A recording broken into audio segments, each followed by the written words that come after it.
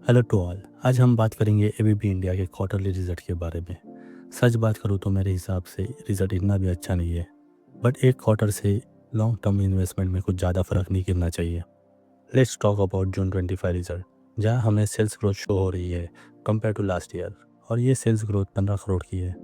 अभी ये growth percentage में देखें तो लास्ट ईयर क्वार्टर से 12% इंक्रीज हुई है। यहाँ हमें सेल्स ग्रोथ दिख रही है, लेकिन प्रॉफिट डाउन हुआ दिख रहा है, और ये net profit year on year 20% से डाउन है। क्वार्टरली रिजल्ट को डिटेल्स में देखा जाए तो यहाँ हमें मटेरियल कॉस्ट इंक्रीज हुआ दिख रहा है, और ये कॉस्ट ऑलमोस्ट 58% है। इसकी वजह से टोटल एक्सपेंस बढ़ा हुआ है। मटेरियल कॉस्ट बढ़ने का मेन रीज़न है ग्लोबल मार्केट, और करंटली ग्लोबल मार्केट स्टेबल नहीं है। अगर सेम सिचुएशन आगे भी रही तो कंपनी का मटेरियल कॉस्ट बढ़ने से प्रॉफिट पे इफेक्ट होगा।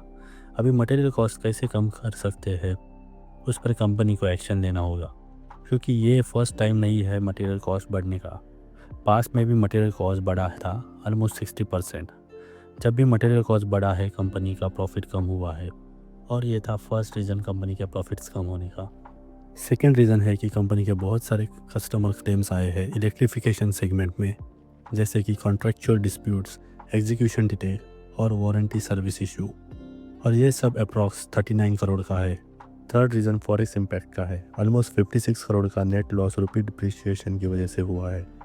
Mainly euro and Swiss franc के अगेंस्ट रुपीज़ डिप्रिशिएट हुआ है। तो ये कुछ रीज़न है जिस पे हमें फ्यूचर में फोकस करना होगा, और कंपनी कैसे परफॉर्म कर रही है उसके ऊपर भी ध्यान देना होगा। तो चलो सेगमेंट वाइज रेवेन्यू पे नज़र डालते हैं। तो इलेक्ट्रिफिकेशन से ऑलमोस्ट 1300 करोड़ का रेवेन्यू आया है। मोशन यानी मोटर और जनरेटर से 1400 करोड़ का, ऑटोमेशन प्रोसेस से 400 करोड़ का, और रोबोटिक्स से 200 करोड़ का। और यहाँ ध्यान देने वाली एक बात है कि एबीबी ग्लोबल ने अपने रोबोटिक बिजनेस को सेपरेट करने का प्लानिंग चालू कर दिया है, और इसकी प्रोसीजर भी चालू कर दी है, और जल्द ही ये एक सेपरेट एंटिटी बन जाएगी। सो आज के लिए इतना ही। Thank you for watching. See you next time.